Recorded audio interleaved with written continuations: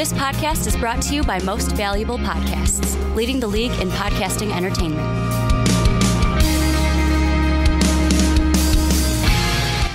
All right, everybody, and welcome to the debut edition of the Outcasts with Buzz and my man Juice here. Juice. On Most Valuable Podcasts. Very excited to be bringing you some content covering Chicago sports. We'll touch some other stuff too, but mostly Chicago sports I think is what we're going to be touching.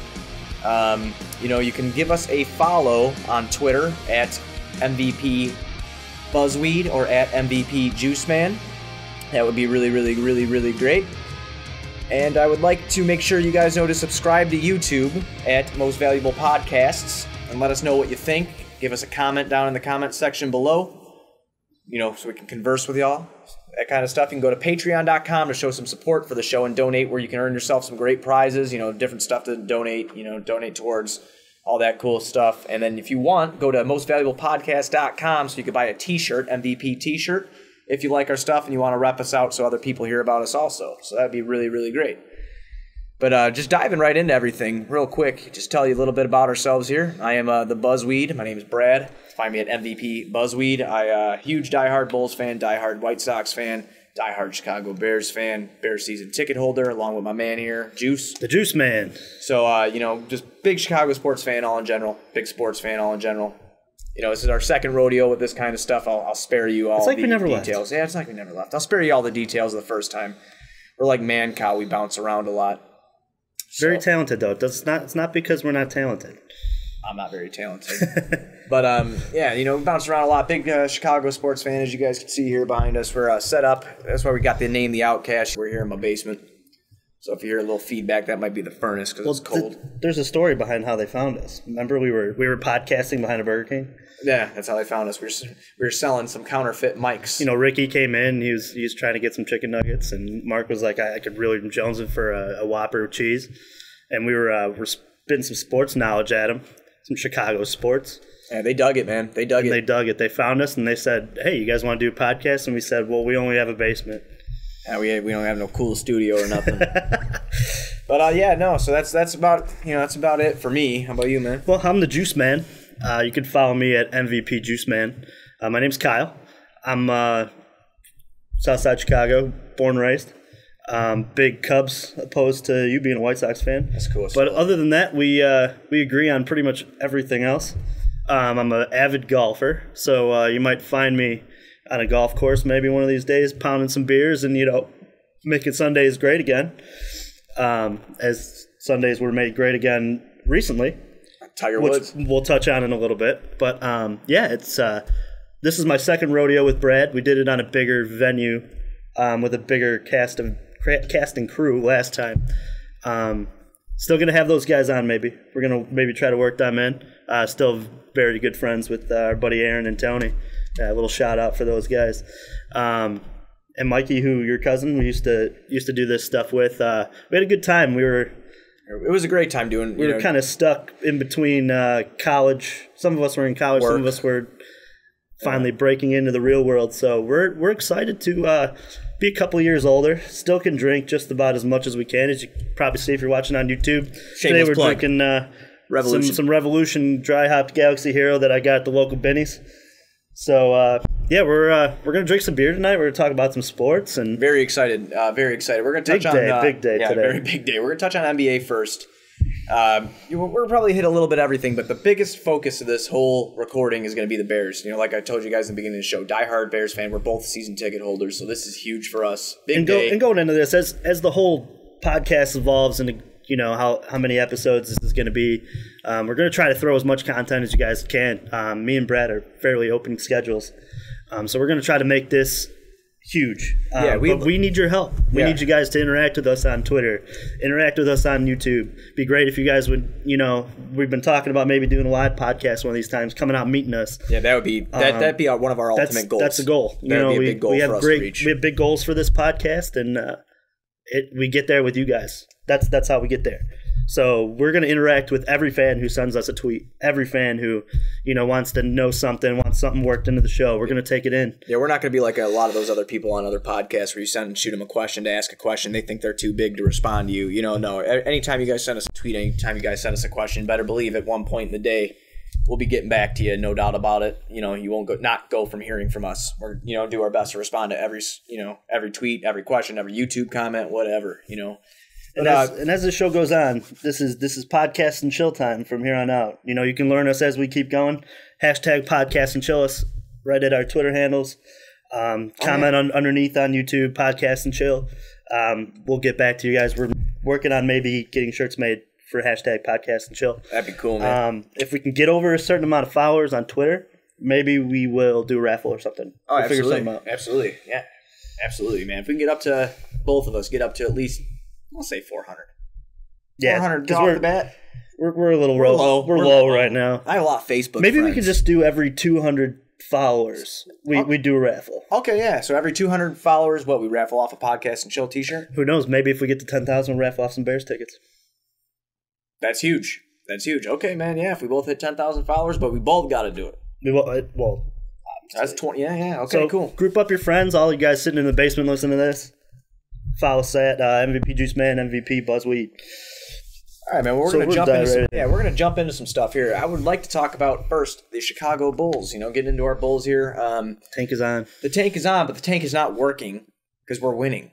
Yeah, not right now. Currently, we're not right now, which is good. But if you're watching on YouTube, you can see that we're all staring off into abyss. Sometimes it's because Brad's got the giant 60-inch TV across from us with the Bulls game on. Yeah, exactly, and we're gonna watch that no matter if we're doing this or not. 191 for our iTunes listeners. If you're in your car, it's 191. 6 minutes left. You'll probably hear this a couple days after the game, but it's cool. But our Bulls are in the tank mode here, and what I'm not enjoying about it is the NBA came after the Bulls, stating that we can get fined or whatever for tanking. They basically came after the Bulls for tanking, which I find to be completely and utterly ridiculous. When you have teams like Phoenix out here sitting Devin Booker for no reason, you have teams like Atlanta, Dennis Schroeder with his fake injury. It's absolutely ridiculous, and it needs to stop. Yeah, Marcus Gasol as well. Marcus Gasol, it's a joke. That's the biggest one. That guy is fully healthy and fine, and he sits every fourth quarter.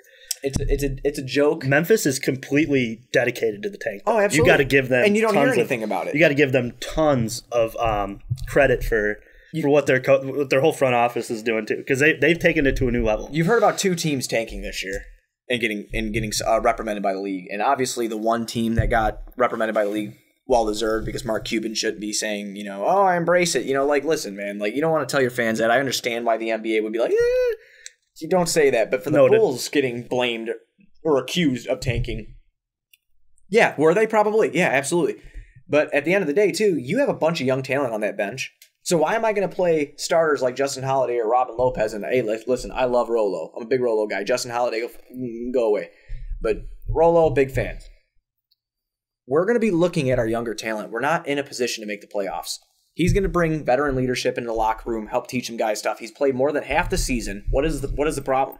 What is the problem by playing younger talent and saying that you're here to evaluate your talent? So basically what the NBA is saying that, by you sitting Rolo and playing Cristiano Felicio, you're trying to tank. So basically the NBA is hating on players that are in the NBA.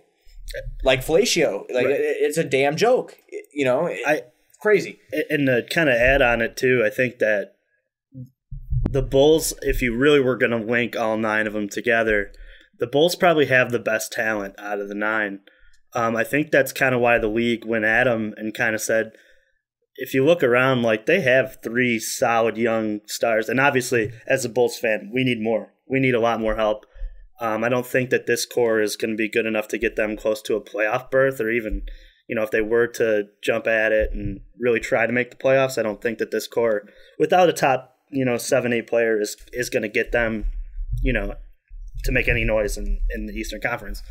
But I think that the league, and we kind of talked about this off air. The league is in a spot right now where there's just so much bad basketball around that they're trying to spread the wealth. And I think they need to just understand that Chicago is a huge market that needs to have a good team, because the NBA is better when the Bulls are better. and they have they sold out how many years in a row now? They led, it's like 9 years in a row, and this team is terrible. But that's the thing, though, is the team bad? Yeah, but as far as us, and like obviously one of our hobbies is sports. Obviously, we watch it, we talk about it, we play the games. We enjoy spending time with our friends watching it. But at the end of the day, if you and I got a chance to go right now for $40 a ticket to go watch Zach Levine, go watch Chris Dunn, go watch Lowry, we're going. Right. Because we're interested. Do we think we're going to win this year? No. But we want to go see the young talent they're building towards to win. That is something that I want to see. I'd much rather see these guys out there losing games but busting their asses than going to see a bunch of veterans who are here collecting a paycheck. And that's the other thing, too. I think that the league doesn't understand, or maybe they do, and they have this all rigged up, maybe, NBA conspiracy theories, that this is going to be a Bulls top pick anyway, and they're just whatever with it.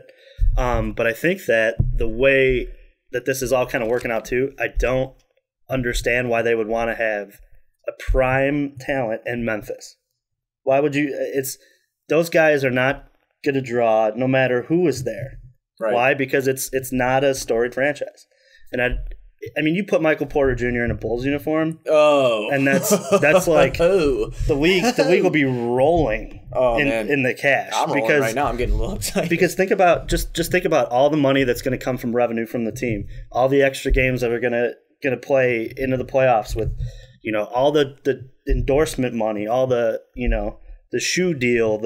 It'll be huge, and the NBA will be rolling in it, and the ratings will never be higher. But if you put Michael Porter Jr. in a Memphis Grizzlies jersey, what does that do? And it's the Patrick Ewing hole back to the Knicks in the 80s. You can't not put him in a market like that. Right. I mean, the Knicks are the mecca of basketball. A lot of people say New York is the mecca of basketball. Oh yeah, absolutely. And they specifically put him in a Knicks jersey. Right. I mean, the frozen envelope theory that exactly. But I just don't get why the league and Adam Silver is trying to spread the wealth. I mean, and that's me from a Bulls fan being selfish. Don't get me wrong. I don't think it's being selfish. I think it's I think it's smart business. Honestly, I think Adam Silver needs to do something. I think he needs to do something because if LeBron doesn't leave Cleveland this year and Cleveland gets Brooklyn's pick, that spells doom if they get a top pick. Mm-hmm. If LeBron decides to stay, because they can add a game changer from 1 to 6 right now. Do you think that LeBron James is waiting on what that pick's going to be, or do you think that he's leaving? No, I think he's staying. You think he's going to stay? Yeah, man. I don't see the guy leaving, man. I just don't. He's on the last bit of his career. I mean, unless he goes and he plays with his friends. I mean, but the only places. Some of them are not even. I mean, who would Melo's the friends be? Melo's out of a contract. Dwayne Wade can do whatever he wants. Yeah, but I don't think he just traded Dwayne Wade. I know. I don't think he wants to play with Dwayne anymore. I don't think he does either. But I'm just saying, maybe they would go and do something like that, but that's why I don't think it's very likely. I think LeBron does stay because his kids are doing good in school. They're playing ball, Midwest ball, they're doing all right. I don't think he leaves, especially if they make it far, because LeBron knows even if he goes anywhere, he ain't beating Golden State. No. And not with his friends either. Even if he went to Philly, he ain't beating Golden State. If he goes to the Rockets, he might beat Golden State. Yeah, I could see that, but LeBron ain't going to be. He's going to be the third option with the ball in his hands. He's the greatest basketball player you and I can really comprehend seeing ever. Maybe that kind of plays. I remember Mike. Mike was the man. Maybe that kind of plays into where he's at in his career, though.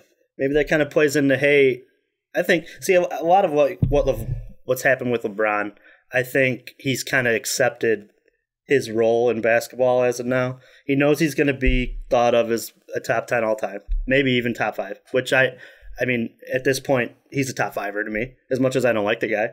But as those feelings subsided, I don't hate LeBron like I used to. Back in our old podcast days, we used to go hard on LeBron. Why? Because we had Derrick Rose. Right. And there was a Miami-Chicago rivalry for a really long time. But going into it, I thought that LeBron, the point where he's at in his career, I thought that he might want to take a little back seat and kind of be carried. Not as much carried, because obviously he has a bunch of good basketball left in him. But maybe he wants to go and play with like a Harden and a CP3 and be that guy who can take off every third night, kind of walk to a championship almost. Because if they play Golden State, this is a 7-game series. And during the season, he could take as many days off as he wants. If you look at where they're at now in the standings, and I haven't looked in a couple days because I've been busy work, but they're having to fight to move up in the East because they had such a bad start. Right. So he really can't take days off going into the end of the season here. But I think if he played like in a Houston market, they could trade off taking days off if he dragged Wade with him and Melo was willing to take a mid-level exception or a lower-end deal just to maybe play with those guys.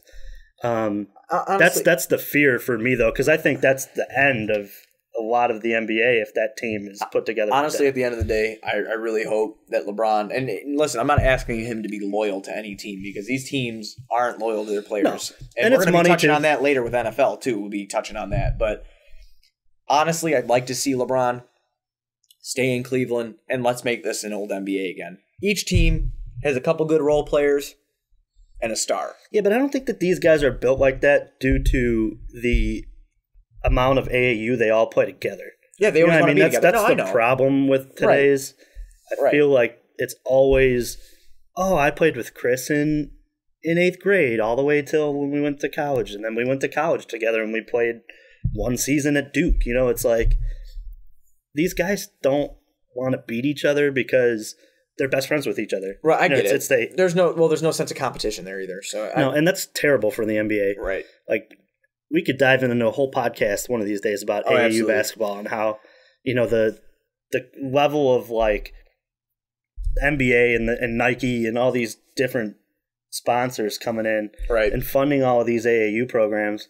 It's been great for exposure, but it's also killed the product on the court as well. And going back to what you were touching before about major markets, I never want to throw that out there because San Antonio is in a major market. They don't really – I mean, the last notable free agent they landed was LaMarcus Aldridge a couple years ago. I get what a major market is and what a major – in a mid-market is and a small market is. I understand all that. I respect all that. But putting all that aside, the fact of the matter is to me is that Adam Silver coming at the Bulls is ridiculous. This team is playing young talent knowing they're going to lose, but it's not worse than what your Atlanta Hawks are doing, your Memphis Grizzlies are doing, your Dallas Mavericks are doing. It's not worse than what these guys are doing, and it's ridiculous that we had to hear about it because we're in a major market. That's the only damn reason we heard about it is because we're in a major market. Well, listen, dude, you're still selling out games here. The NBA team, Chicago Bulls, still selling out games here at the UC every damn night. They're looking to get a franchise guy. I don't believe we have that franchise guy. I love Lowry to death. I love Dunn. Levine, I like him. I like him a lot. But I'm not sure what he's going to be. I really do feel that within the top 4 or 5 picks of this draft, there's going to be a game changer. And I think there's a couple. Really, in a franchise standpoint, I think there's a couple guys that you can really look at. I think Ayton could be a game changer. Right. I think Porter could be a game changer. And I won't sleep on I know that we've been critical of Bagley in the past. Talking off air, obviously. I won't sleep that he won't develop into being that 1A player. And he's not going to be the guy, but I do think he could be a guy that could fit with the core and play really well. I like the way he can step away a little bit. He's very athletic, but like we said, he's all these guys that are coming out of college are super raw. It's a crapshoot for these guys. Really, these I feel so bad for these GMs that have top picks because really, it's going to be a franchise job-changing pick for the Suns, for the Mavericks, for if our Bulls sneak up there. And they're going to be expected to make the right pick between, realistically, there's about 5 guys at that top that, I wouldn't snub on a lot of people. There's a lot of good talent at a lot of different positions in this draft. No, absolutely. I think that, even if we do fall into, say, 6 through 8, which, we got to be careful for the Knicks. They're catching right up to our ass right now since Kristaps they're like a half game back. Right. I do feel that either Bridges boy I would be happy with, maybe a Wendell Carter. Not opposed to that because he might be able to be that future big man. Right. But, again, if I have my choices, I've narrowed it down to 3. I'm not going to be just very narrow-minded to choose the one. If I had to do that, it'd be MPJ because I think he could be the truth. But I really like DeAndre Ayton. I really like Michael Porter Jr., and this next one's going to shock the hell out of you moving into my top 3. Just watching him during the Big Ten tourney. Jaren Jackson Jr. is going to be – he's going to be something else. If he's developed right, this dude is 6'10", 6'11", 242 pounds, can bang on the inside and can hit a three like a guard. And can move the ball and dribble. I've been watching a lot of that too. He's a very versatile player. And with the NCAA tournament coming up, be on the lookout for him and Miles Bridges together. I'm telling you right now, that's when stars come to shine in college basketball is during this tourney. That's when stars are born, especially like high draft pick stars are born. Watch out for this kid. He's going to be something. I think he might be something special. Yeah, I have that same opinion on Colin Sexton. Colin Sexton's going to be a beast in this NCAA tournament. I think he's going to will his team to at least a Sweet 16. Ooh, you got Bama going to a Sweet 16? Colin Sexton is very good. I've watched him a couple times. He is very talented. There's just so many good players in the draft. Low-key also, one other player I'd like to touch on. Now, this is potential-based. I told you about the Bridges boys. I like Wendell Carter. I've been taking a lot of heat for this. I had a conversation with about 3 people on Twitter about it. Kevin Knox from Kentucky can play. If he's developed right, he is going to be a badass. People aren't going to want to mess with him. He's going to be good. So it's just out there. The Bulls have a lot of options. NBA, stop messing with the Bulls. You're not going to hear this, but if you do come across it or somebody works for you, Adam Silver might be sitting at home right now. Yeah, he does seem like podcasting and chilling. Yeah, he's probably podcasting and chilling. Okay, cool. Think about it. He's watching the Bulls, making sure they're not tanking. Hey, rig the draft, bro. I'll give you a free podcast and chill T-shirt. I'm going to try to get Adam Silver in this basement with a double dry hopped Galaxy Hero. I can make it happen. And we can sit here and talk about all the bullshit that he's put. Oh yeah, give me enough time in the last week and a half. Give me enough time. I can make anything happen. I've been networking my ass off just during this little podcast. You want to tell the people who just started following me? Who follows you? Look at that. Bulls Talk. And NBC Bulls Talk. And the Chicago Bulls following this guy over here. I know, man. I'm networking. Look at this guy go. I'm networking. So, yeah, but again, I know just touching on the Bulls and stuff like that, I'm excited for the future of Chris Dunn. I'm excited for the future of Lowry, and I'm really hoping Zach LaVine doesn't command a lot of money this offseason because, honestly, in the games that he has played, he shows a lack of defensive hustle, which is why I'm assuming Tibbs traded him.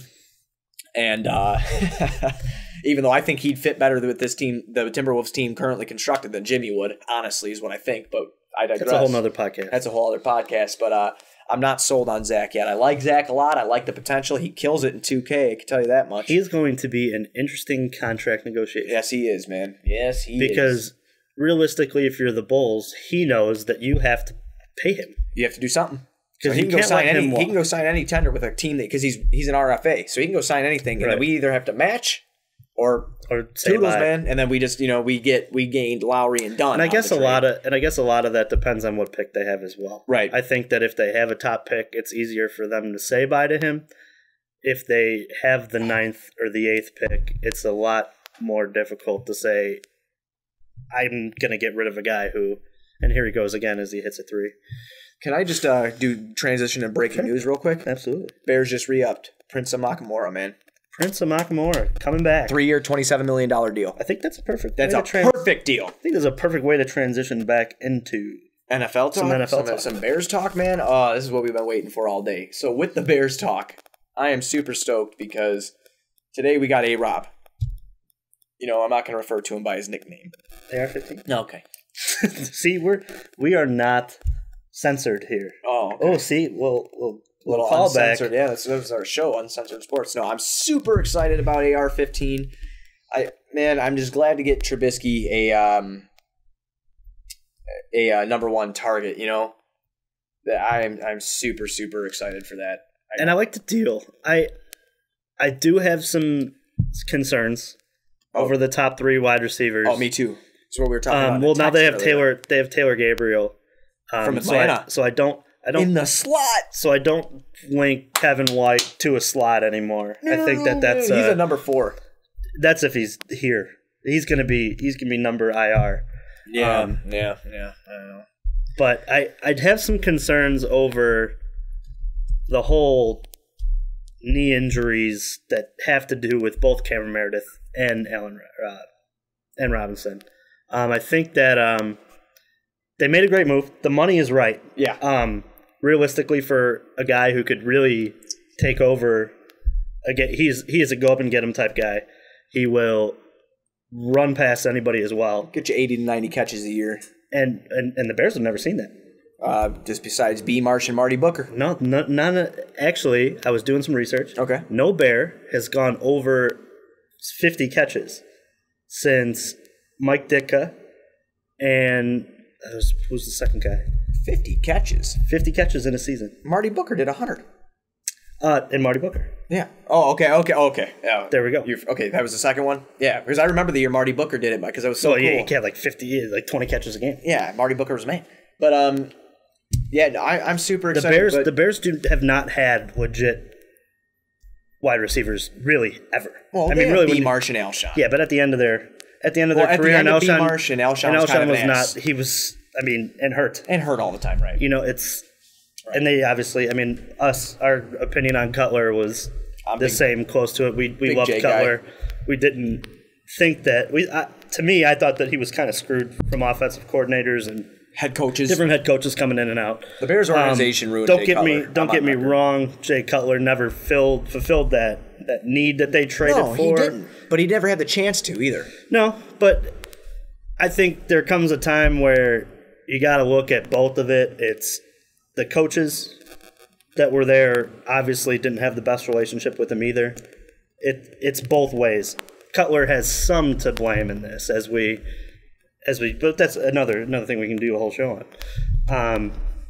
But I do like the way that they went at the wide receiver position. I thought that going into the offseason they would go and just sign 1-year contracts for the lower end guys. You would get your Richardsons, or you would get the maybe the Wheatons of the world again, just to kind of give Mitch another year, and then maybe give him like a Dontrell Inman for like another year, just to kind of as he like kind of progresses into the NFL. And I mean, let's face it, Mitchell Trubisky going into this year had only had 10 starts. Yeah, in college. Absolutely. He's very raw. He's a raw talent himself, and I didn't know if the Bears would go into this free agency and make a splash and dump money towards the wide receiver position. But I'm glad they did. Me too, absolutely. And I think that they got the right guy for Mitch, too, because realistically, Mitch is all last year you could see it dropping back. He was so frustrated that he couldn't throw the ball deep because that's what he wants to do, and that's what he did in college. He likes to throw the deep ball.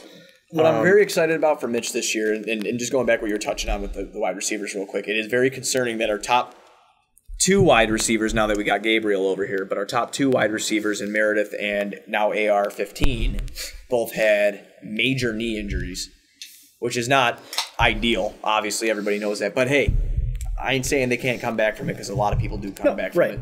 But what I'm very excited about, just along with this, if we can get some line help also, this is going to be a big offseason. This is going to, Ryan Pace has made some good moves, but don't be blind, Chicago. We're not exactly sure how it's going to work out yet. But if we can get some good line acquisitions here, this is just what I want to tell you. AR-15, Meredith, Gabriel, if you have Kevin White or Bellamy playing your fourth, whatever. You're going to have Adam Shaheen on one side, who they're calling Baby Gronk. Kid's got hands. And you're going to have Trey Burton on the other side of him, which is also a low-key great pickup. And then in your running game, Howard and Tariq Cohen, that offense, if Mitch can prove out to be what we want him to be, that offense is going to be intensely fun to watch. They're going to be one of the most fun teams to watch, and I guarantee they're going to be one of the most used teams in Madden. Well, absolutely. Offense. Well, look at what they did signing Nagy in general. It's in Kansas City when Andy Reid finally handed over the play calling duties. Matt Nagy ran a lot of 2 tight end sets, a lot of 2 running back sets, huge fan of a lot of read options. Yes, very big fan of that. What I think is great for Mitch's skill set per se is that he's going to have the opportunity to have a run pass option offense. Absolutely. He may be one of the only guys, and we saw his athleticism plenty of times over the season last year. I'll think back to that Detroit game when everybody thought we were done going into that. He had that fourth quarter 2-minute drive, and keeping the play alive with his feet is what really got us there to miss the field goal at that point. But we did sign a kicker today too. We did from Miami, name? Parksy. Yeah, something like that. I can Google former that. Pro Bowler, from what I was reading. Yeah, go ahead and Google that. I'm gonna Google that while you Cody Parkey. Parkey. Yeah, Cody Parkey. Okay. And from what I've read about him online former and looked Pro at his Bowler. stats, yeah. had an injury-plagued season last year, if I'm not mistaken. Bounced around through 3. I think he played with the Browns as well before, but here nor there. It's just Brown. Hey, in this day and age, the Browns they're a competent NFL franchise. Yeah, they might be good, but they're going to lose. But I was tweeting out just thinking of this while we were talking about Ryan Pace and really going after it this year. I tweeted out last week, it was about this time, maybe it was Tuesday or Wednesday, saying that I thought that this was Ryan Pace's season to make or break. Yeah. Because really when you look at it, if the Bears did not show any improvement and had a terrible draft, or had a terrible it's still out there. It doesn't mean that because we got these guys that the Bears are going to be a contender next year. I like we said in the text earlier today, I think the Bears are going to be around 7-9. 8-8 if we're lucky, and if we could really luck into some wins, 9-7 you'll contend for a wild card. You're not winning the division because, let's face it, Kirk Cousins is coming over into the NFC North. That defense for the Vikings, solid. I think the Packers, seeing what they did today, are on the decline, and Detroit is stuck in this terrible Matt Stafford bubble where, let's face it, they're not going to get any better. Matt Stafford has no help. No. Nobody really wants to play in Detroit. Did you see that Jonathan Stewart went and talked with Detroit? Mm-hmm. I don't know if he's going to sign, though, because I saw he went to New York today. But that's the thing, too. Do they really want to commit to a running game? Well, I don't. Yeah, well, I mean, I think the Bears they've never really had a running game. Like I said, I just feel Jonathan like the Bears Stewart are very way over the right. He's over the hill. But I mean, I'm very excited though, man, because it seems like the Bears are going to have a running game. It seems like the Bears are going to have a passing game. And if you remember, the defense was top 10 last year. They were. And with Kyle Fuller coming back, with Prince coming back, you know, if we can add a couple maybe key pieces, Eddie Jackson got another year under his belt. I'm still not sold on Kyle Fuller, and I think we can I'm not a big Kyle Fuller I think we fan. can kind of jump into the draft at this point, too, and kind of talk about what these moves kind of impact when it comes to who do you think that they're going to pick. I think the whole Calvin Ridley, that's sailed and gone away. They're not picking a wide receiver. No, not anymore. Not after these free agent moves. With Prince Amukamara coming back, I still want a. We got a little. We have some things. Oh, we have things. We have things. Things are happening. It was an advertisement because I'm the stat guy. Oh, there we go. See, that's the other thing we've kind of talked. We need a stat guy. We need a stat guy. So, hashtag bring the stat guy. Yeah, hashtag bring the stat guy for podcast and chill. So, no, but we'll go on. We're talking the draft here. You still thinking cornerback? I would not be surprised if they picked a corner. Denzel Ward. I like Denzel Ward, but everybody wants Fitzpatrick. I am so sold on Josh Jackson. Yeah? From Iowa. Oh. He is a former wide receiver, converted corner. My sister, shout out to Iowa Hawkeyes. She will graduate in May. Shout out to the Iowa Hawkeyes. Cheers to the Iowa Hawkeyes. We'll cheers right now. Iowa Hawkeyes. Okay. I think that this guy could be a beast. He has the hands of a wide receiver. He's a ball hawk. He had 8 interceptions last year. I think that he is the underrated corner of the group. Obviously, if Minkah Fitzpatrick were to fall to 8, take him. I think that. So you like him above Denzel Ward? Mm-hmm. Okay, I know that Ohio State is known for just throwing out great corners, but I'm still skeptical of his size. And the old man, which is my dad, he is all about Quentin Nelson from Notre Dame, the guard. Yeah, and there's some correlation with the coach. What's his name? Harry Heinstein? Yeah. He's the Bears' new offensive line coach now. Coached at Notre Dame. Right. Came back. I think Harry actually coached with the Bears, came back. I think he was here during the Lovie Smith era. Oh, was he? Thinking back to that. I don't really remember. We can check. We need a stat guy. But I wouldn't hate the pick. But he's a guard. And if your best player or the guy in the draft that you want to pick is a guard at 8, I would trade down. I think with the Bears, I mean, you have around 30 players you have to fill on the roster. The Bears don't really. When you look at the roster, I know they signed a lot today. It's depleted. The Bears do not have a full football team right now. Not even close. I think they still have like 25 to 30 guys left to sign, and they're going to find guys. Well, you'll add in 6 with the draft, or 6 draft picks, or even more if we decide to trade down. There's one player that I want. I want Tremaine Edwards, Virginia Tech linebacker. I could say that dude's a beast, and if you put him with Leonard Floyd, our defense is going to top 5. Who's the guy from Alabama? The middle linebacker from Alabama, also a beast. I'm not sure. Tremaine Edwards was the man, but I'm not sure. But I'm a stat guy. I wouldn't mind picking the linebacker slot. And there was a guy at Bama who played in the national championship game. I'm blanking on his name. I know that he's going to find it in a second, and I'm going to be like, no, that ain't it. Where are we at here?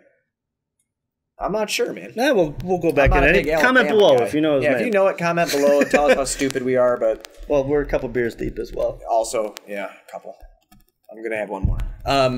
But no, Tremaine Edwards, just watching his highlight videos, if you guys get a chance to check him out, fantastic football player, and he's deadly. He's fast. He's young. He's 19. Our buddy Aaron, big fan. Aaron's a huge football nut. Aaron's a big fan of him. And we'll have him on for fantasy football. We will have Aaron on for fantasy football and the start of the football season for football talk, just hanging out. And that's the other thing, too. Maybe we should start our own fantasy football league with some of our listeners. I would love that. I will unretire for that. This guy retired from fantasy football. I retired on top 3 years. He did 3 years ago. So I have not come back yet. I have not chosen to come back yet. I believe Jamie was in that league that year. Jamie almost beat you, but then you came back. I came back. Yeah, Jamie's my wife. She made a spreadsheet, like a full out spreadsheet, and Kyle goes, "What the hell is this?" On draft night, and she had every player on her computer on her Mac ranked in position, like at least 15 players per position. I was shocked, and I was drunk. Nothing else too new with that. But I wanted to ask you what you thought about. Now we're in Bears talk. We're just flying along with this. What do you think about Nagy? I loved the hire. You know what? I don't want to here. I'll dive in real quick. I'll let you get to your point. Go ahead. But I was I'm still skeptical. I love the hire because I think that you should surround Mitchell Trubisky with all the quarterback whisperers you could find, and I think that obviously we've watched the NFL. If you look at Tom Brady, you're Drew Brees, you're Aaron Rodgers, Peyton Manning when Peyton Manning was back with the Colts. The reason that these offenses get so good is because they have this language that is built upon years, and this goes back to Cutler as well, as we talked about in the past. Jay Cutler had so much to learn each and every year as coaches were changing over and over and over again. It's just so funny that a game flies like that, and when you're in the moment, it's tough as an offensive coach to say, hey, do this, do that, to a guy who doesn't understand the system. Aaron Rodgers, Drew Brees, your Tom Brady's, they know what Bill Belichick and these guys are thinking before the play even happens. Right. It's these guys have this unspoken bond and idea of what this system is supposed to be. And that's what I'm hoping for Mitch. I'm hoping that, the coach fits the shoe. Because when you look at it, if he can grow Mitch into being a read option quarterback, a guy who understands his system, and they can build a rapport over this next 2-3 years to where you're not an offensive juggernaut. Let's be face it. The Bears, because of the weather and because of a lot of the the backstory of the defense, the Bears are never going to be the top offense in the league. Right. They're not. They never will be.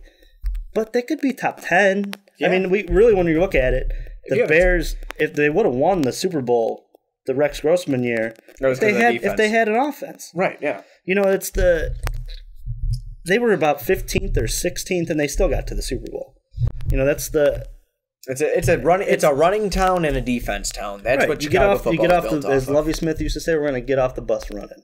Right. And I think that I think the cool thing now is we're going to get off the bus read optioning. Yeah. I think that's going to run pass options are going to be RPOs as they say them in the business. It's going to be huge for the Bears. I think that the Bears are going to be able to exploit a lot of defenses because they're going to have talent on the outside to throw to. They're going to have that inside runner in Jordan Howard, and they're going to have that scat kind of back in Tariq Cohen to play the percentages. And I was just reading about Matt Nagy. The greatest thing that he possesses as an offensive coordinator and as a head coach is he is great at exploiting the mismatch. He will research who the worst player is on your defense, and he will say, I will ride. And that's why they got Burton. And they got, Dude, I'm so excited for the tight ends. It's right. And I think Shaheen had some great steps towards it, and I think that Matt Nagy's going to be able to use him in ways that John Fox obviously was not trying to use him. Every backing story, just real quick while we're on this. Kyle and I have been, Juice and I have been nothing but Bears haters for a long time. Probably 5-6 years. And we both possess season tickets. Right, and all of our friends, all of our good friends always come up, oh, well, the Bears did this, and the Bears are going to be good this year. They're going to do this. No, they're going to suck. They're going to suck. And we would always say that. They're going to suck. And our friends like, oh, you have no hope. It's like, no, we've been crushed enough to know. We just know. They're going to suck. And then this year is the first year, after watching Matt Nagy's press conference, is the first year I am, because I hated the John Fox hire. I'm on record. I'm sure you can go back in my Twitter somewhere and find that I hated the John Fox hire. Well, that was a stopgap because they needed to put asses in the seats. And right. They thought they were more than what they were really going into it. I will say right here and now, though, that I am optimistic that within 2 years we're going to be back in the playoffs. This year, and I don't know if we make it this year. I say 8-8 or 9-7 is my prediction for this year. But I think after this year, after we're able to gel, barring major injuries to players, I think that next year is our year. I think that next year is our year to get into the playoffs and make some noise. And I think within 5 years, keeping the current coaching staff, what we have together, drafting correctly, good free agent acquisitions, I think that we could be Super Bowl bound.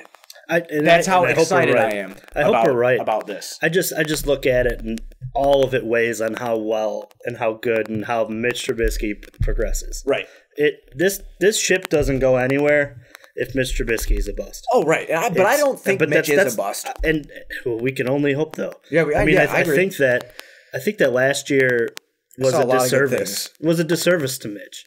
Yeah. Because it was, hey, play with guys who don't belong on football Mitch field. Also, and I think a lot of that has to do with... He did a lot of great with nothing. I feel a lot of that has to do with us as fans. Because I'll tell you what, I didn't want it. I'm done. And I told everybody that. Me and my old man, that's who we have the tickets with, and same with him and his old man. They loved going together. I love going with my dad.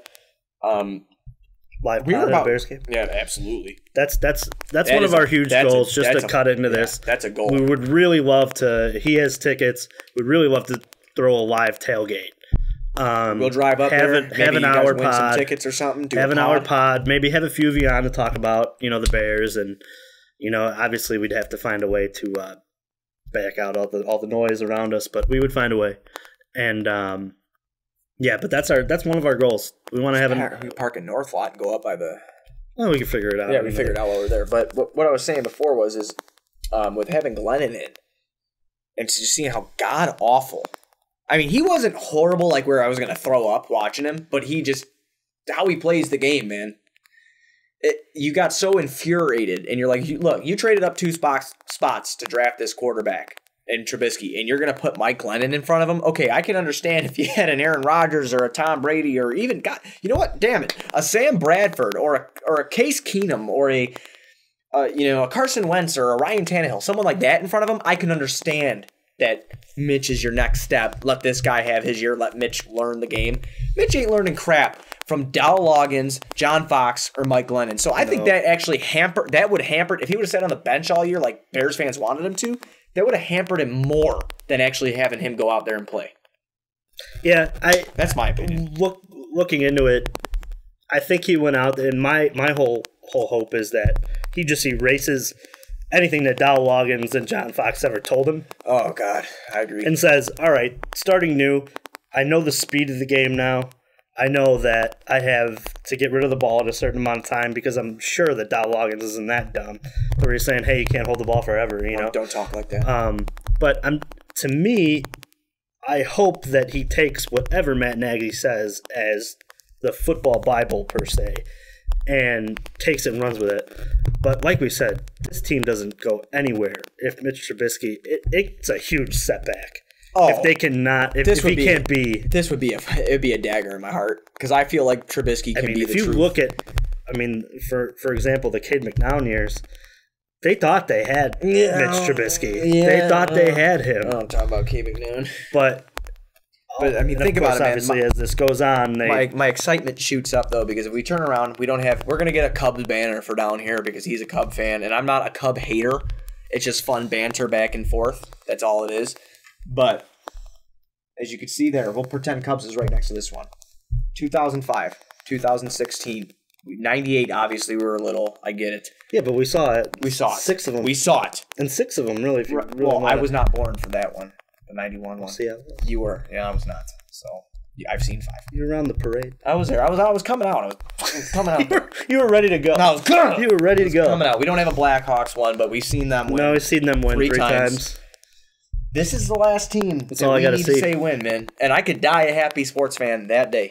Is if I get to see them win a Super Bowl. That would be my dream, to bring this thing back to Triple Threat Sports where I got it. Have them stitch in the 2018, 2019, 2020, whatever. That's what I want to see, and I have the faith right now.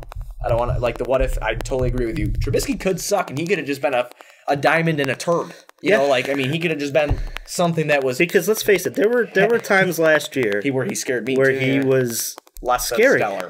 Yes. But, and that's per se saying with, I mean, he was throwing to Josh Bellamy and...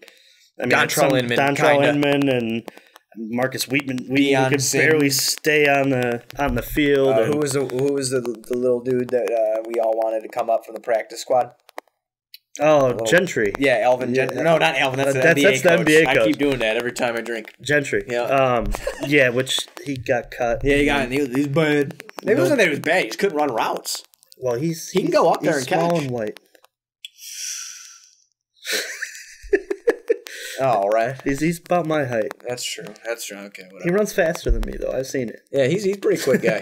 But I do think that, or at least I hope, I understand what you're saying, that, yeah, Trubisky did have a couple moments where he looked bad last year, and then I always ask myself, is he a diamond in the rough, or is he just a little bit of a more polished turd than all the rest of the turds that were on the roster?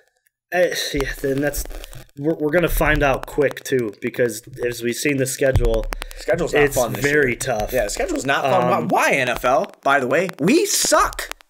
Why? Just do it again. It's not like we've been screwed for how many? I mean, what? 2005 was the 20-year anniversary. 2015 was the 30-year anniversary. We're in 2018, so we're 33 years without a Super Bowl here. Yeah, it's a long time.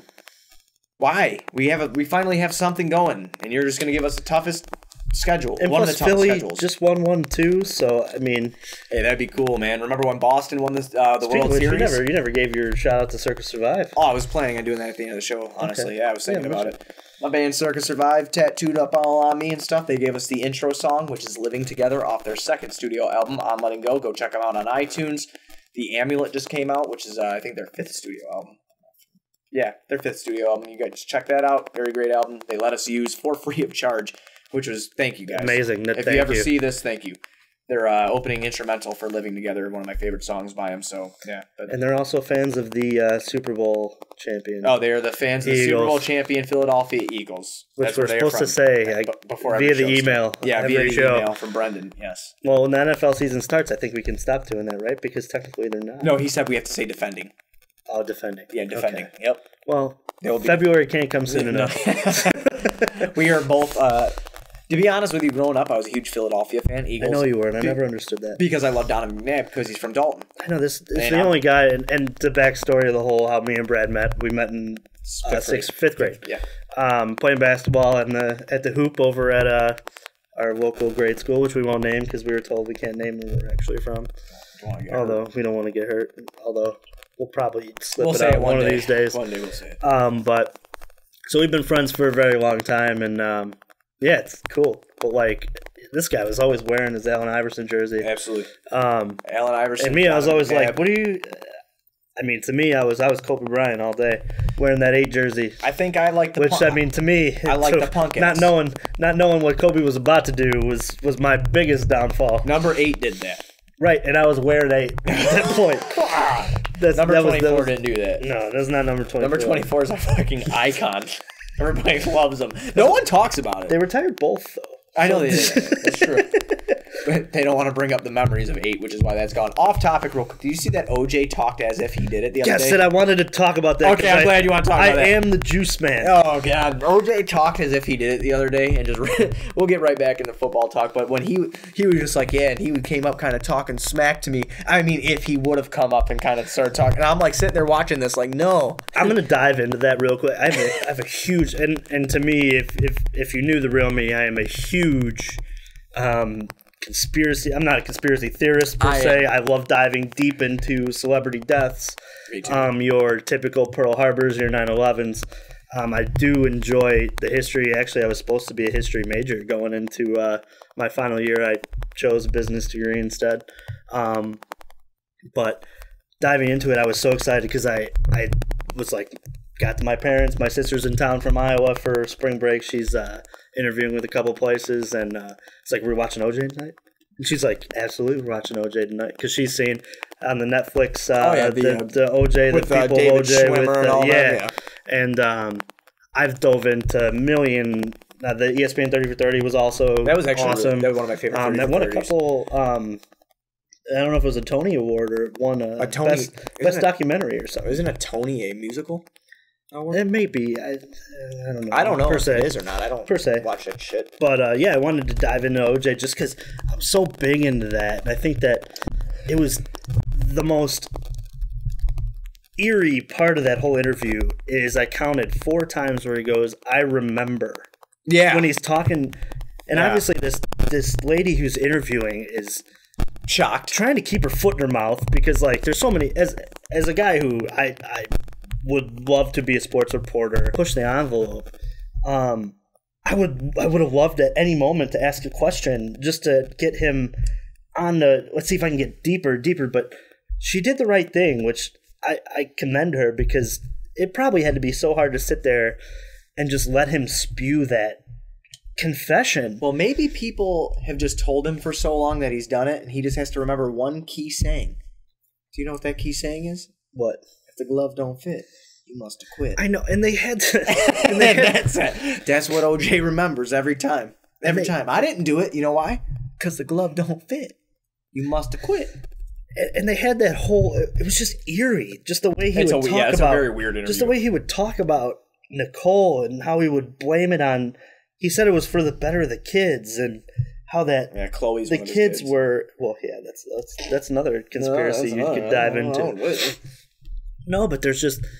He was saying that Nicole. He tried to paint in the early part of the interview Nicole as this terrible, terrible human being who just was sleeping, having orgies while the kids were sleeping upstairs, and it's just a shame that like I dive into this whole. See, I try to connect the dots, and to me, as this whole CTE thing comes out, I think he got it early. Do you think that OJ had CTE? Like, I don't want to blame that. There's no reason to kill anybody ever. Like, that's the. But do you think OJ had CTE? And that was like the reason why he was. Oh, it's definitely possible. I just honestly, I mean, I don't know for sure, but I do want to say that I think OJ was always off his rocker. He came from a bad upbringing, and I think someone crossed him the wrong way that they shouldn't have crossed him. But he did not murder anybody because the glove didn't fit. Are you hitting at Marcus Allen? Huh? Were you hitting at Marcus Allen right there? Because they had brought up that Marcus Allen and Nicole had an affair. Yeah. That they were. And Marcus always wanted to be OJ because he was, obviously, OJ was 5-6 years ahead of him. And with you, man. When OJ was done with his career, Marcus was hitting his prime, and everybody would compare OJ to Marcus Allen. But it's just kind of. That whole interview was just so weird, and you got Chris Darden sitting there who was the prosecutor for all of it, and really you can kind of, if you watch the people of O.J. Simpson on Netflix, you can they painted Chris Darden as this guy who cost them the case by making him put the glove on, and right. It was, you almost feel bad for the guy because it's like he knew that he did it, and everybody knew that he did it. But the object in court is to prove without reasonable doubt. Right. And Johnny Cochran and the crew did it. They proved without reasonable doubt. If the glove don't fit, you must have quit. My dad always would say that to me. Even if I don't know why he say that. And we were, at that point, we were 3 years old. Oh, yeah. No, I'm talking about like even just recently. No, but I'm saying like, it's crazy how, how many years now? 23. 23? Yeah, I'm 26. Yeah, it's crazy how that is still so relevant in today's society. It's you know, crazy, and it was the birth of just like CNN, Tupac and Biggie, man. You know, like full 24-hour news, and absolutely, you know, people. The reason that this whole thing is televised is, you know, 24-hour news, and you have every single court disagreement is on, you know, big ones like your Zimmerman and your Casey Anthony. It's all on CNN. I'm very excited to play this back to see how we got into that again, because honestly I don't know if it's the beer, but I just remember we were talking about OJ.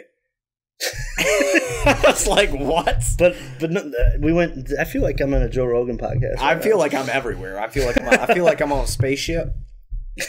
But no. But again, like, yeah, no. That is all super interesting. And so is that Tupac Biggie show on USA. I know you've been telling me to watch that. Dude, you got to, because I want to watch episode 3, and I'll wait for you if you want. I'll just wait. I got it on the D. It's so good. Me and Jamie have been enjoying it thoroughly. But back to the Bears, because, you know, we got a couple more minutes left here. But back to the Bears real quick. We want to hit it, and then we're going to hit one more thing before we break off and say goodbye. But back into the Bears with Mitch having some weapons this year, a running game that'll be good. Hopefully make some offensive line improvements, like I said. Make some defensive improvements. If we could have a top 10 defense and, say, a top 12 offense this year, that is a damn win in my book. That is a damn win for this year. That and then sounds if we like can grow, that sounds like close to a playoff berth if they're within the top 10 of both. Like I said, I think, well, our division's tough. Like, agreed. Our division is tough. And I'm saying, like, in a wild card standpoint, and did you see maybe. who the Packers signed today? Yeah, Jimmy Graham. And you see they let go of Jordy Nelson? They're on the down. Those hoes ain't loyal. They're not loyal. They're on the down. Yeah. I just wonder where they're going to go from here. I know that they really believe in Adams. They really believe in Randall Cobb. No, they don't believe in Randall Cobb. Oh, they got rid of Randall Cobb. Randall Cobb, no, he's being rumored to be cut. Really? Yeah. Did not see that. Rumor. Yeah, I'll pull it up for you. I actually was reading that earlier today, and then our buddy Aaron was reading something about it earlier. I believe yesterday he was telling me about that also. So, I mean, it's just, you know, I'm not exactly sure if they're going to do it or not. But really, what are they? What is their? Do they really believe in Adams and? See, it's from a LombardiAvenue.com, I guess, but that's what they were talking about. Parting ways with him and Jordy Nelson and starting fresh. Yeah, but how do you? I don't know. Randall Cobb is 27, guys. He was born in 1990. I was born in 91. This dude ain't old. Are they picking Sutton late in the first? Is that their? That's a possibility. Goal? I mean, that's a possibility, but I like because they didn't make the playoffs. They have probably close to the 15th or. I thought they had the 13th pick. They might. I could be wrong. Looking back, I don't know what pick they have, but no, we can find out right now. I'm the temporary the stat guy. The stat guy. We need a stat guy. See, most of this show is going to be wasted on people looking up just stupid bullshit. Just as long as we don't like get into a silent period where we don't talk. No, while I'm looking up for. Right. They were 14. They were 14. Okay. Yeah. So which I mean, Sutton at 14 or Calvin Ridley is going to fall that far. Possible he does. It's distinctly possible, considering that he's. See what happens? We got another. See, that's why we need a stat guy. Thanks, stat guy. Thanks, stat guy. Thanks, game. Just shout out to Tony there. But yeah, no, I mean, I think our division's tough. Minnesota, their window is now with Kirk Cousins. Well, we're going to find out what Kirk Cousins is, believe it or not, because that team made it to the NFC Championship last year with Case Keenum. All right, and I'm not a big Case Keenum guy, so they made it to the championship with Case Keenum last year. Don't let anybody tell you different. They can't do it again with Kirk Cousins this year. Kirk Cousins is a damn decent quarterback. I know Ricky should be really excited for next year. Ricky's a big Viking fan. I don't know why, but he does like them. He needs to explain that to us. Yeah, we're gonna have to. He never told us that behind the Burger King. No, I know. We had a great time behind the Burger King too. We used to live behind the Burger King. I know. Ricky would come in, man. We'd snort some pickles. Pickles are good. Yeah, it was some crazy stuff that happened back there. But we never found out why he was a Viking fan. But hey, I don't blame you for not being a Bears fan. No, I wouldn't because the Bears suck, and we get it. But oh wait, I am. This is the year, man. This is the year we're going to turn it around. You want to dive into some baseball real quick? Get a couple. Yeah, we'll dive into some baseball. Okay. Hell yeah. I wanted to talk a little bit about your White Sox, first of all, and then you can return the favor if you wish with the Cubs. I don't want to talk about the Cubs. I know you don't, but you can ask me a question maybe. I could. No, but I wanted to talk about Dylan Cease, man. Fire! Straight fire! Hitting 101 on the fastball. Hitting 101 on the fastball, and then after inning 2, fell down to 98 for the rest of the game. Retired 6 batters via K. Walked 2. No earned runs. Dylan Cease came off the Q trade, so everybody knows. Gonna make a comparison with, and the cool thing about us both being different fans, I wanted to kind of touch for the new viewers is he's a huge White Sox guy. Oh, yeah. I'm a huge Cub guy. The White Sox are at the point where I was, 5 years down the line, kind of resetting. You're probably a little ahead due to having, your Quintana and your sale trade. You had a lot more assets to trade than the Cubs did when Theo got there. But I want to make a comparison for Dylan Cease. I know it's not going to stand up because they're totally two different pitchers. But when it comes to the rebuild, Dylan Cease is your Kyle Hendricks. Okay. I think that, because going into it, Kyle Hendricks for the Cubs wasn't going to be slated to be your top of the rotation guy. Wasn't going to be slated to be maybe even in the rotation. They didn't know what he would end up being. Kyle Hendricks, and I'll say this time and time again, is the Cubs' big-time guy. If they're going to win a game, I want the ball in Kyle Hendricks' hands. So you're taking him over John Lester now? Always have.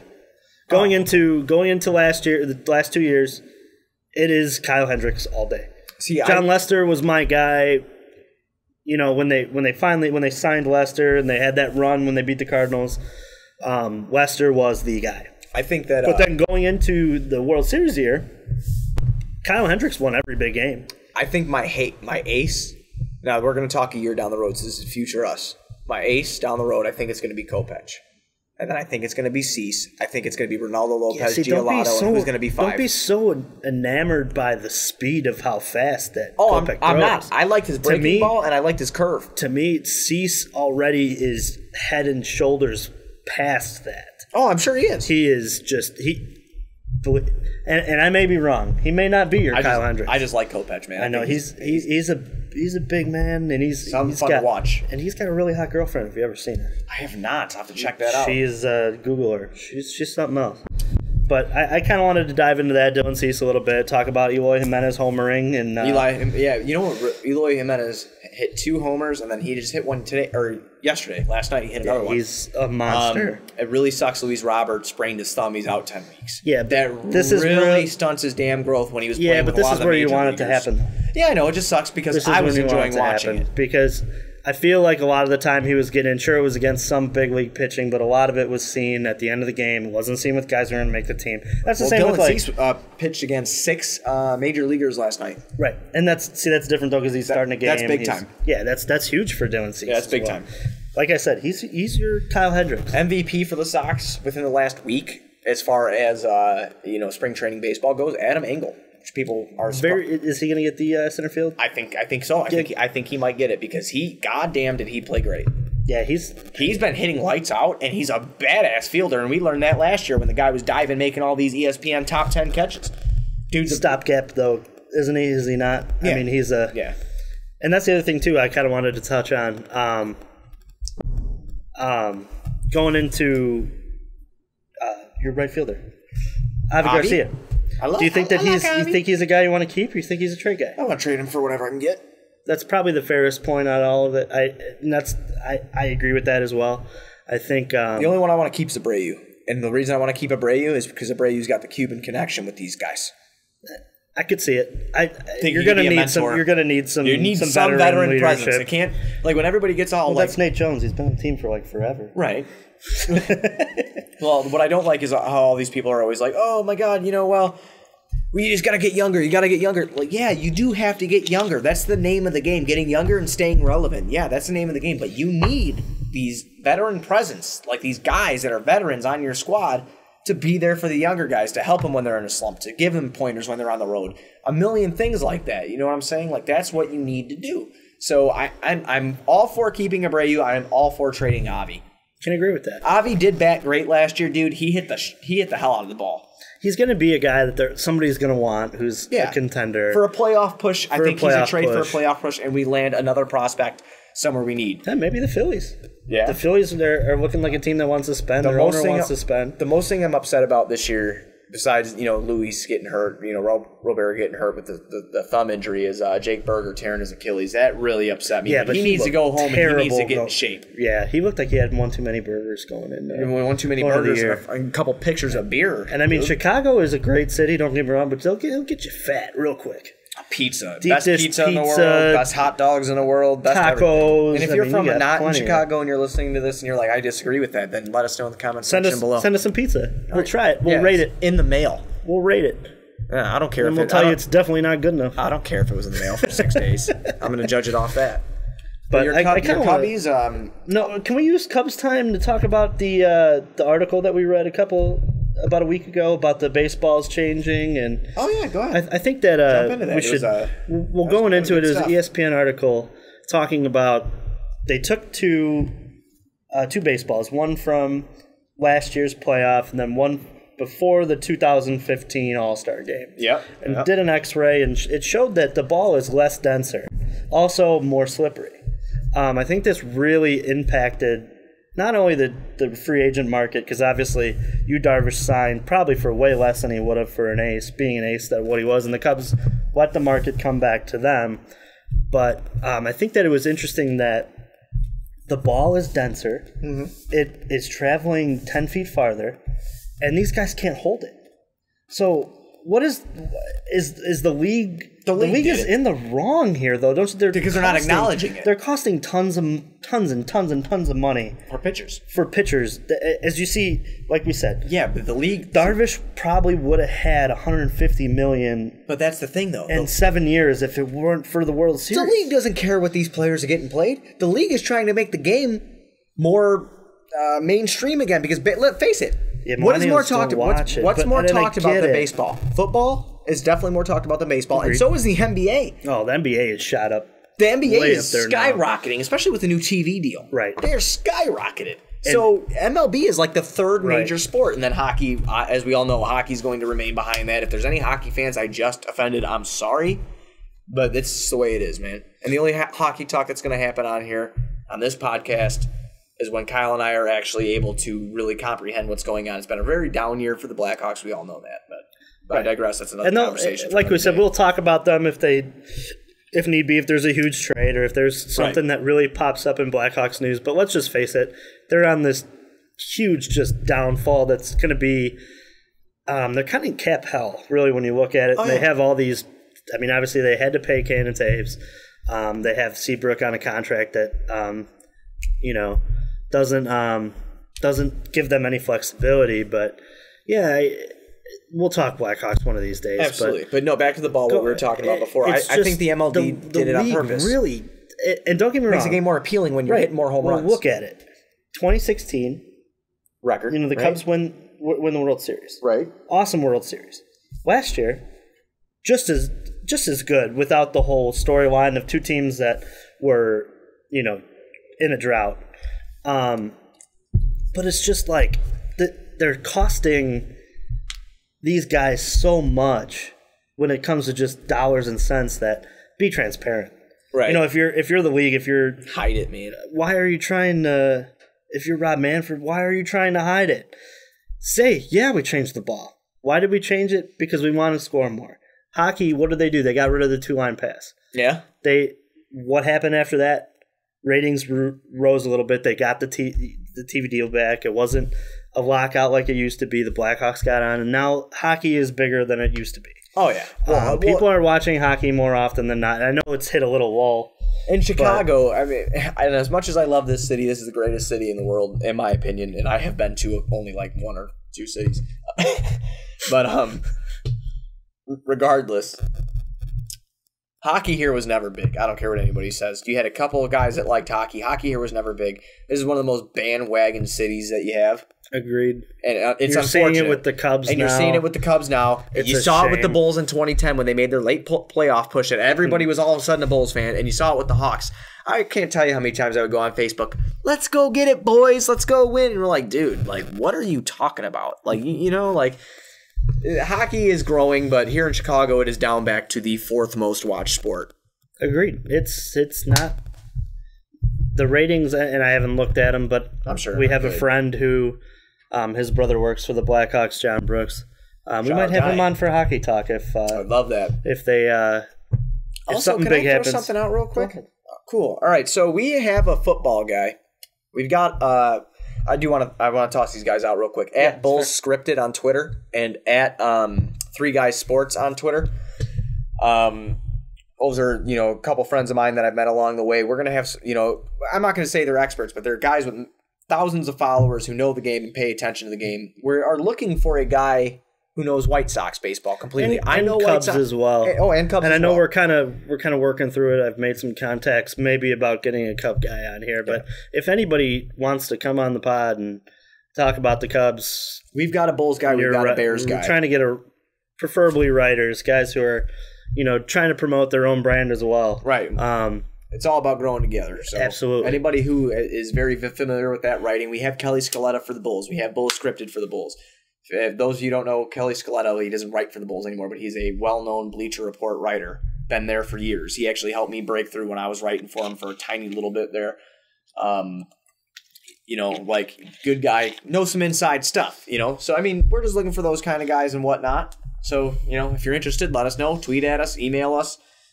We'll give you our email if you DM us or, tweet us out. Well, we can talk. But yeah, that's what we wanted to say there. I did want to talk about Go ahead and hit your boy. Go ahead and hit your boy. I just want to talk about there's not many people. Before you start, can I say one thing? Go ahead. Kyle is going to have a Tiger Woods section probably after every show. No, it's not. That's not true. Damn, that's not true. Because if he's not in contention and he doesn't make the weekend, why would I talk? Doesn't matter. He's gonna still talk about him. He likes his red shirts. And you could laugh at me. Sunday was a beautiful day. I woke up on Saturday. I went out for St. Patrick's Day, and then I came back. Woke up at 10 because I sleep in on weekends. Sue me. Woke up at 10, got some stuff done around the house, and it was a great day because what did I put on? I put my Tiger Red on, and I didn't. I wore this Tiger hat that I got on right now, and I decided to wear for our first cast the North Carolina blue because we got the tournament coming up. We're going to talk some tournament. That. Next pod, we're going to talk some tournament. Probably showing some brackets and whatnot. Yeah, we're probably talking about getting together maybe later in the week and maybe shooting another one. Yeah, absolutely. Trying to get as much content out as you guys can watch in the beginning here. And let us know what you want us to talk about, too. Obviously, this show is Chicago related. That's where we would like to stay. We do watch all sorts of sports, so it's not just Chicago, but we are more Chicago-based, obviously. But if you guys want us to talk about one of your favorite teams or whatever, just let us know. We can do that. Go ahead. But I wanted to talk about how there's nobody who – obviously, Michael Jordan is retired. Michael Jordan grew the NBA more than probably anybody in the league. Right. Obviously, Magic and Larry took it to a point, and then Jordan took it to the stratosphere. Right. But it's amazing how nobody watches golf. But yet, this weekend – I do like golf. Nobody – but the average fan does not watch golf. Going into this weekend – everyone was watching golf. Yeah. Everyone was tweeting about Tiger. I was looking online. Even other athletes too, man. Right. They were sitting watching Tiger Woods on a Sunday. And he came in second, right? He did. And he made a 50-foot putt to give himself a chance on 18. And he hit a poor shot off his drive. Usually he hits that stinger a little farther and doesn't leave himself with so much in. And he just couldn't get it close, and then the putt was only 2 foot short. He ran out of steam, but It's a tough putt to read. The make percentage on it was 3%. But Tiger's back, and to me, golf is back. I know that I sit here and I talk about all these guys, and you went with me to go watch a tournament. And believe it or not, I had some of the most fun I've ever had in my life following just watching these dudes golf. We went to the U.S. Amateur in Olympia Fields around our house. And it was, dude, I actually, believe it or not, I had one of the most fun times I've ever had at a sporting event. It was also event. really funny to see you in a polo. We're not going to talk about that. The guy wore a polo. We're not going to talk about that. You will never see him wear a polo until that moment. It was great. I handed it to him. He's like, what do I do with this? I just put it on. Hey, I didn't ask no question. I tucked it in, too. It was. It was great. He had the plaid shorts on that day, I had plaid shorts on, and then awesome. I had a bent brim hat like yours. That you did. Yeah. But it was Tiger Woods. There's sports figures. I want to relate it to going into your English, harness your English high school, your Iliad and the Odyssey. These guys that they have to build themselves up into this great, Greek figure. Yeah. And then something happens. And then for Tiger, from adversity. And for Tiger, it was, he got hurt. Divorced. He had the whole divorce. He had the drug problem going into. And now it's so great, and it's so great for golf to see somebody everybody loves a good comeback story. Oh, absolutely. And Tiger Woods is the ultimate comeback story right now because he was the greatest golfer, the most dominant of his era. And, I mean, there was talk that he was going to fly by Jack. Yeah. Now we don't know if he'll pass Jack. Going into this weekend, I probably would have said that he's not passing Jack. Now, I won't put anything past this guy because, to be honest, I counted him out going into the snake pit at Valspar this weekend. He needed 2 birdies to go into a tie to make a playoff, and he made a 50-foot putt on 17 when he needed to make a putt. Yeah. You know, it's and that putt is not easy. Like, it's downhill, it's quick, it's coming back at the hole. You said a 50-yard putt, correct? 50-foot, not 50. Or 50 foot. I'm sorry, 50 foot. 50-yard would be something. I didn't mean that. I meant 50 foot. So you said a 50-foot putt. Yeah, I would hit it 300 feet. Yeah, you would hit it across the green. Yeah, I would have been done. And he barely touched it. Yeah, and it rolls and it catches the green, catches the break, and it ends up in the middle of the. But there's just nobody, and there's no athlete that transcends golf. I do want to end this on a funny note, though. I know he transcends golf; he's the man. But there's one golfer, one athlete that is way better than Tiger Woods. Who is that? That's Kirk Heinrich. That's Kirk Heinrich. Oh my! End the podcast. All right, end the podcast. We're done. That's Kirk Heinrich. We're done here. I will end that after every show like that. Just so you listeners know, Kirk Heinrich is my Kyle's kryptonite. Yeah. It's like he's so good though. All right. Anyway, if you were watching us on YouTube, please make sure you subscribe to our channel at Most Valuable Podcast and you hit the like button below, and also shoot a comment down in the comment section. If you're listening on iTunes, please be sure to give us a 5-star review. You know, you just give us a little 5 stars. If you want to write something, go ahead and write it on there. It'd be awesome. If you want a t-shirt, go to mostvaluablepodcast.com to get your MVP t-shirt. And if you want to donate to us, help us move along, you know, maybe do some cool things, you can go to patreon.com/mostvaluablepodcast and you can donate, earn yourself some great prizes and everything like that. Also, if you're digging the network, you can listen to the Onside Kick, which is all of the NFL talk. You can listen to the Fast Break, which is all NBA talk, the Primetime Podcast, NCAA football and basketball, which is an awesome podcast to have, guys. If you listen to that, you get to learn who's coming up into the league. That's pretty cool stuff. You have the Rick and Johnny podcast, which I guess is a nerdy type of podcast, you know, movies, video games, cool stuff like that, you know. And then, of course, you have us. You have the Outcasts with Buzz and Juice, which are going to give you Chicago. Sitting in the basement drinking beer. Sitting in the basement drinking beer, giving you Chicago sports talk, you know, sarcastic stuff, all along those lines. We will be back with more podcasts here in the near future. And that's about it, man. So we'll see you next time here. And for Juice, I am Buzz. And Make sure you follow us on Twitter. Oh, follow us on Twitter at MVP Juice Man, at MVP Buzzweed. And remember the rules. If we get over every 200, we'll send out a shirt. Yeah, every 200 likes. So I have to start now. I'm at 200 right now. So if I get to 400, right, same with me. Yeah. So if you're if that's it's easy for me. I think I'm at 277. So yeah, if you're at like 470, then a shirt's coming out. If I go from 200 to 400. I was hoping we'd just both get to 400. We'll send a shirt out. Okay, yeah. Okay. We'll both get to 400. We'll send a shirt out. We'll both send a shirt out. All right, Rajo. Hell yeah. All right. Yeah, that was a great pod. Yeah, I had a great time. So remember, hashtag podcast and chill. Hashtag podcast and chill. And you guys have a great day, night, whatever time you're listening to this. Be fantastic. See you later.